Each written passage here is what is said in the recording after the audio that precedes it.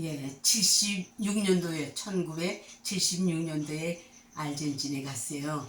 이렇게 선교 이민으로 갔는데 우리 남편 조만호 목사는 이제 아주 사람이 순직한 것뿐이지 진짜로 아무것도 없고 또 큰 재주도 없고 그래요. 그래서 맨 처음에 가니까 신성교회가 우리 가기 전에 이미 있었고 우리가 야중에 7번째인지 이렇게 갔는데 발붙이고 교회를 할 수가 없었어요. 그래서 슈다델라 살면서 집집마다 가서 이제 조 목사님 가서 기도해주고 또 공항에 가서 그때는 이민 오는 사람들이 부록한데 속아서 오는 사람이 많았거든요. 그래가지고 오두 갈 때도 없고 그러면 다 우리 집에서 많이 묵었어요. 그랬는데 이제 나오고 이제 신방을 가면은 믿지 않는 사람도 있고 거기 모두 속아서 온 사람도 있고 그래요. 거기서 바느질 해 먹고 사니까 유대인 그 바느질 싸놓고 그냥 가위 들고 이거 실밥 잘라야 되고 제 날짜에 납품 안 하면 돈을 받을 수가 없고 또 잘릴 수도 있으니까 상당히 신경을 쓰는데 우리 조 목사는 가면은 성경 봐야죠. 찬송가 해야죠. 그러니까 나는 쿡쿡 찌르는 거예요. 상대방은 나는 믿음이 시원찮아서 상대방이 가위 들고 있는 게 너무 안타까운 거예요. 그래서 나중에 집에 와서 타협을 당신하고 나하고 같이 신방을 가면 피차의 은혜가 안 된다. 당신 사명 다 감당 못하고 나도 나대로 내 눈에 보이는 게 다르고 서로 그냥 분업을 하자 그랬어요. 그래서 어떻게 했냐면 나는 거기 모두 속아서 온 사람 대학 교수도 있고 모두 그런데 그 아이들 타가서로 아이들을 데려다 아이를 봐주겠다 그래서 성당에 가는 사람 어떤 교회든 상관없이 다 정해서 아이들을 내가 보기로 하고 나는 신방을 같이 안 갔어요. 그러다 보니까 거기서 유치원도 생겼고 다가서도 하고 이렇게 많이 커졌어요. 그래서 그 뭔가 유치원 선생님 거기 하나 있어 지금도 있는 것 같아요. 저번에 가서 한번 만난 일이 있거든요. 안 선생인가 그래요. 그런데 그이가 또 한국에서 유치원 선생에서 유치원을 시작해서 아주 몇 명이 이제 모이고 그랬어요. 그랬는데 결국은 거기서 적응하려니까 아이들이 거기 맨 처음에 가니까 모두 우리 아이는 고등학교 1학년 다니다 갔는데 국민학교 2학년에 뺏기 안 늦어요. 아르헨티나는 그런 제도가 없더라고요. 그래서 언제 여기서 대학을 가나 얼마나 막 아주 아득했어요. 그래도 이제 교포 자녀들을 갖다가 오바르고 치기식 그냥 도둑을 둬서 7살짜리도 그냥 오바르고 치게고 학교는 다녀 그만큼 먹고 살아야 되니까. 그래서 집집마다 내가 가면 어떤 사람은 욕을 했어요. 애기들은 공부를 시켜야 되지 않겠느냐고 집집마다 방문을 하고 그랬어요. 그랬는데 야중에는 우리 집에 아이들이 모이기 시작했는데 크게 야중에는 70명까지도 모였어요. 그러니까 그 소문이 나니까 대사관에서 이게 사실인지 확인하러 온 거예요. 영사가 와서 보니까 우리가 슈다델라의 그 저기 뚜플레 그 저기 사는데 밑에 홀은 넓었어요. 아이들이 70명까지도 왔었어요. 그러니까 그게 사실이니까 대사관에서 이제 영사가 와가지고 저기 경영안을 써서 제출해라고 그래요. 교포학교. 그래서 그거를 그때 마침 오빠가 있어서 아까 얘기한 그 박동윤 장로님의 저 서로 친구예요 우리 오빠가. 그리고 사돈도 되고 그래요. 근데 오빠가 또 그 전에 한국에서 중학교 교감이고 그랬으니까 그래서 사업 그러니까 학교 설립 그 저기를 다 써서 제출했어요. 그랬더니 정식으로 교포학교 이제 인가가 나왔어요. 근데 그 인가 나온 다음에도 제가 한국 거기서 그때는 종이가 얼마나 비싼지 말이야. 종이도 살 수가 없어요 거기. 그래서 내가 거기 아르헨티나에 갈 적에는 아예 거기서 묻힐 각오하고 갔거든요. 그랬는데 아이들을 보니까 안 되겠어요. 그래서 아이들이 이렇게 모여서 공간에서는 학교 그 인가를 내주고 결국 피아노를 갖다 교민회도 주고 그 한국에서는 덜어오나 봐요. 새로운 피아노는 그 교민회 주고 그 전에 피아노 우리 집이 주고 그랬어요. 그래서 아까 얘기한 그 박이루 그 아버지요. 그 아버지가 이제 그런 거에 이제 화가 난 거예요. 왜 네가 늦게 와서 판을 치느냐. 그런데 사실은 간지는 얼마 안 되고 아르헨티나 우리가 많이 봉사는 못했어요. 최선을 다하긴 했어도. 그래서 그때 내가 편지를 썼어요.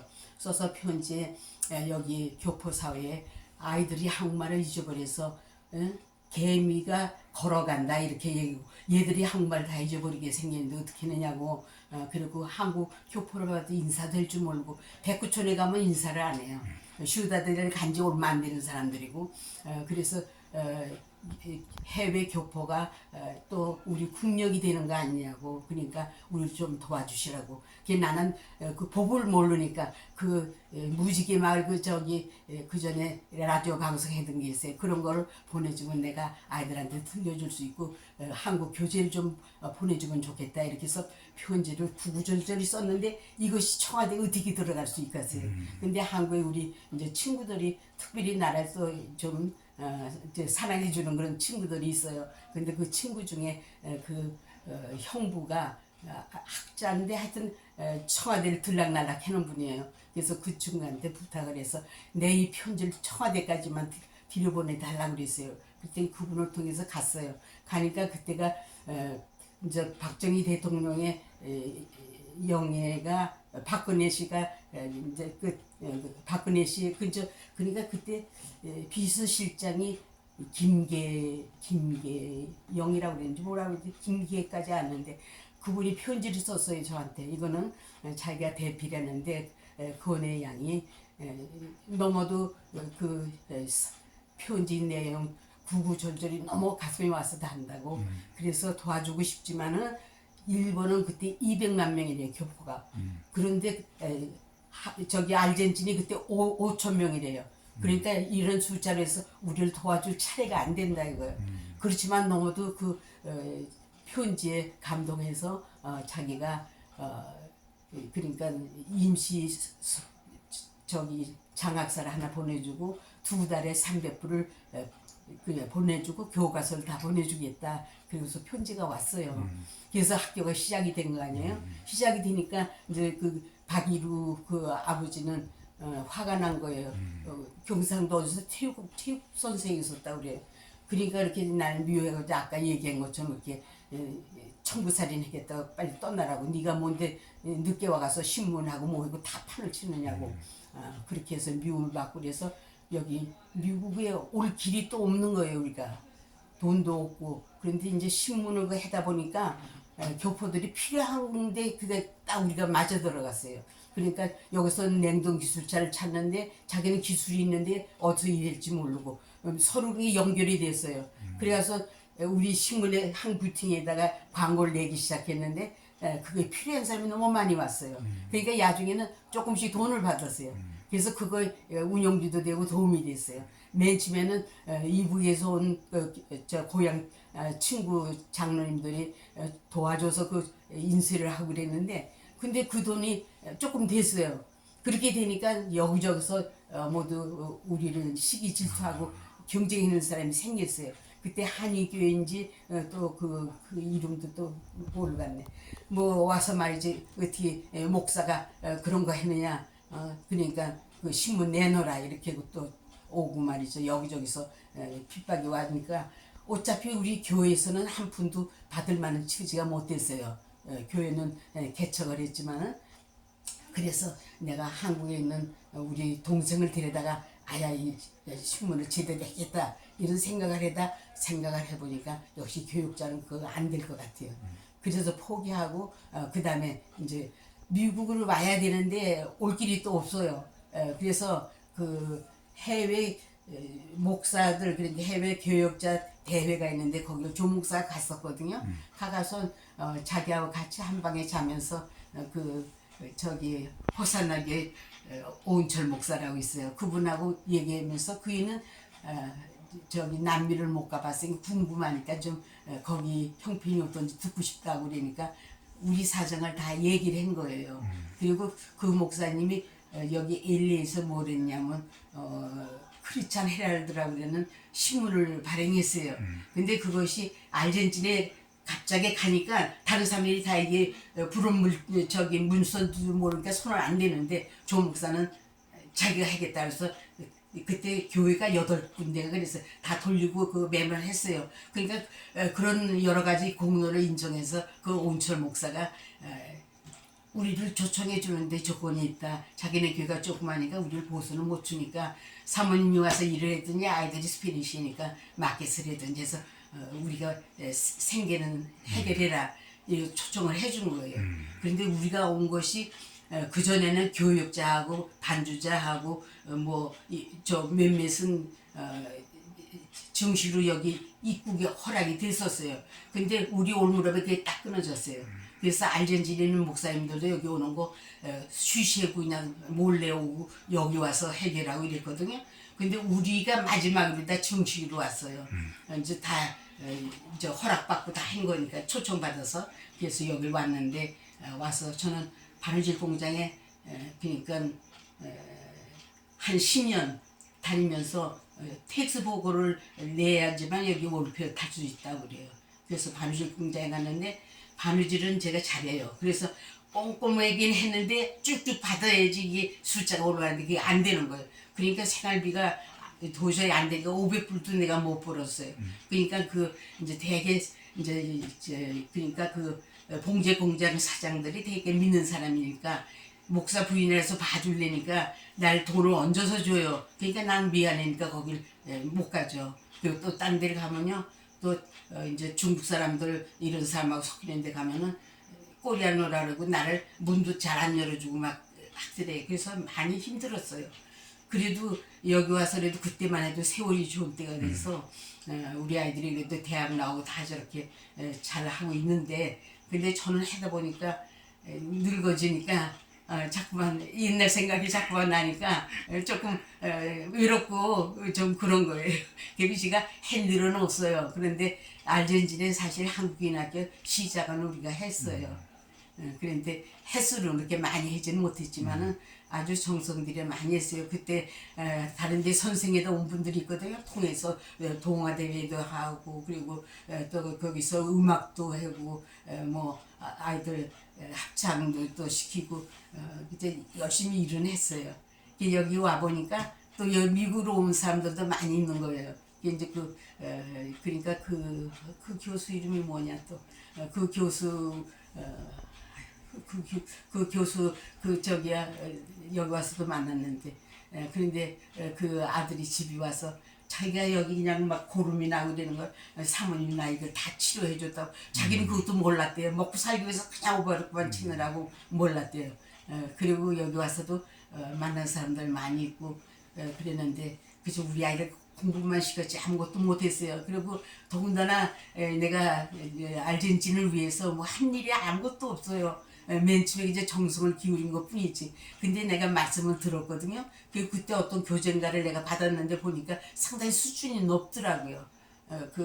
한국인 학교로서는 수준이 너무 높아서 아까 말씀하시는 거 보니까 교사 양성 정도 되는 것 같아요. 그랬는데 오늘 이렇게 만나게 돼서 너무 반갑고요. 그리고 얼마나 이게 힘들겠어요. 그리고 지금 협력하고 같이 하시는 직원 여러분들이 또 회장님, 교장님 그저 협조해서 어려운 고비를 넘기고 정말 귀한 사업을 제대로 저기 했으면 좋겠어요. 중간에 내가 얘기는 들었는데 어떻게 해서 한국인 학교가 우리가 그 모금에서 모두 도서관도 하고 다 했는데 어찌 그것이 정부적으로 되고 어떻게 한국인 학교가 그렇게 됐는지 알 수는 없지만 정말 너무 서운해요. 그래도 지금 수고 많이 하시는데 성공했으면 좋겠는데 내가 협력을 못 해내요. 아이고 여기서도 내가 월표를 좀 탔는데 사실 이 아들이 조금 제일 좀 생활이 넉넉지 않아요. 그런데 저번에 또 뭐 날 또 무슨 아들하고 같이 살고 그런다고 또 300불을 깎았어요. 그래서 내가 제대로 지원도 못하고 그래서 너무 죄송해요. 그리고 그러나 고생하시는 건 제가 충분히 알 수 있어요. 다른 사람보다. 예, 감사합니다. 예, 지금 같이 일하시는 분들 서로 협력해서 성공했으면 좋겠습니다. 그리고 이제 우리 아들들은 이제 지금 자라나니까 지네들이 힘껏 좀 협조했으면 좋겠네요. 그건 뭐 내가 할 일은 아니지만은 아까도 보세요. 내가 지금 1.5세죠. 우리 아들들이요. 나하고 사상이 같지는 않아요. 걔네 그래서 어떤 때 내가 서운해요. 내가 여기 와서 영어 공부를 해서 내가 영어를 잘하지는 못해도 그래도 조금 저 순번호를 알아들을 수 있잖아요. 나는 열심히 한국말을 가르치려고 아이들 학원에 데려 그 전에 내가 로컬에서 드라이브 했었거든요. 근데 나 이렇게 말도 이제 빨리 안 돼요. 그러니까 얘들 가고 개인 지도도 시키고 그냥 밤새워서 카드를 만들어서 그냥 얘들 수학 모두 이제 좀 성적을 올리느라고 특별히 한국말을 가르치려고요. 그리고 더러 이제 우리 아이가 이제 지금 한국말 하긴 했는데 점점 결혼하고 나서 그 녀석도 자꾸만 좀 떨어져요. 근데 뭐 전애들이 저 한자도 알고 싶다고 학교 갔는데 제 친구가 한자 말했다 그러면 더 그냥 초문자까지 이제 갔다가 내가 그렇게 좀 밀어나게 그냥 밀어줬어요. 그런데 아무 효과가 없더라고요. 근데 일본말 했겠다 그러면 내가 일본 외전대 공부를 했으니까 일본책에 갖다 놓고 또 그냥 그 비디오까지 해고 그랬는데 소용이 없어요. 그래서 지금 이제 나이도 먹고 이래다 보니까 어떤 때는 좀 서운해요. 근데 아이고 뭐 선생님도 뭐 나랑 비슷한 사명을 가지고 일을 하시니까 참 힘드실 텐데 도울 길이 없어서 지금은 저로서는 좀 그러네. 그러나 말씀으로 얘기를 이웃에 그저 많이 홍보는 하겠어요. 감사합니다. 이렇게 만나주셔서 너무 감사해요. 아유 제 고향이 온 것 같아요.